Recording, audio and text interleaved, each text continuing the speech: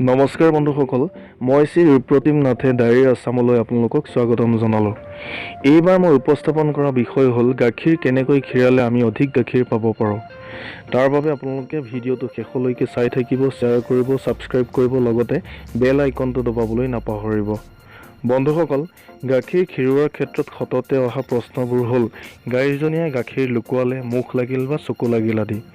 আকৌ গাখীৰ খীৰাই থকা অৱস্থাত কোনো অচিনাকি মানুহ সন্মুখলৈ আহিলে, ডাঙৰকৈ কথা ক'লে, তৎক্ষণাত ডাঙৰ শব্দ হ'লে বা গাইজনীয়ে গাখীৰ খীৰাই থকা অৱস্থাত ভয় খালে, খীৰাই থকা গাখীৰ তৎক্ষণাত কমি আহে। সকলো গাইৰ ক্ষেত্ৰত এনে নহয়, কিন্তু প্ৰায় কিছু গাইৰ ক্ষেত্ৰত এনে সমস্যাসমূহ দেখা যায়। এই সমস্যাবোৰৰ বাবে গাইজনীৰ পাব লগা গাখীৰতকৈ কম গাখীৰ পাওঁ। এই সমস্যাবোৰৰ বিজ্ঞানসন্মত কাৰণ আৰু তাৰ সমাধানৰ উপায় আছে। সমাধানৰ উপায় কৰিলে আমি বেছি গাখীৰ পাব পাৰোঁ। বন্ধুসকল, আমি জানো যে আমাৰ দেহৰ প্ৰায় কামসমূহ বা গাই গৰুৰ দেহৰ প্ৰায় কিছুমান কাম হৰমনৰ দ্বাৰা পৰিচালিত হয়। অক্সিটোচিন নামৰ হৰমনবিধে গাখীৰ ওলোৱাত সহায় কৰে বা বিশেষ ভূমিকা গ্ৰহণ কৰে।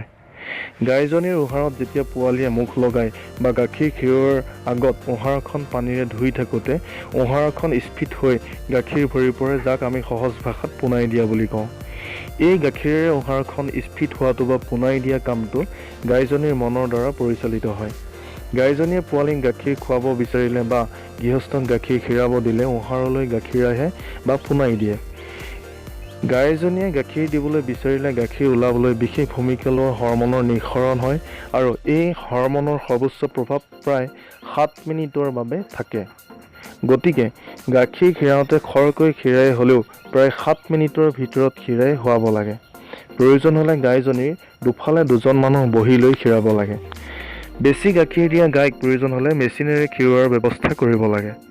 7 মিনিটৰ ভিতৰত খীৰাই হোৱালে সৰ্বোচ্চ গাখীৰ আমি পাব পাৰোঁ। মেচিনেৰে খীৰালে বা হাতেৰে খীৰালেও পৰিষ্কাৰ পৰিচ্ছন্নতাৰ ওপৰত গুৰুত্ব দিব লাগে। গাখীৰ খীৰাই থকা সময়ত আন অচিনাকি মানুহ আহিলে বা ভয় খালে গাইজনীয়ে গাখীৰ দিব বিচৰা মনটো ভয় খোৱা বা অচিনাকি মানুহৰ দিশে যায়গৈ। তেতিয়া হৰমন ৰিলিজ বা হৰমনৰ প্ৰভাৱ কমি যায়, ফলত হঠাৎ গাখীৰ কমি যোৱা যেন অনুভৱ কৰোঁ আমি। গতিকে গাখীৰ খীৰোৱাৰ সময়ত অচিনাকি মানুহ আহিব নালাগে, গাইজনীয়ে ভয় খাব নালাগে।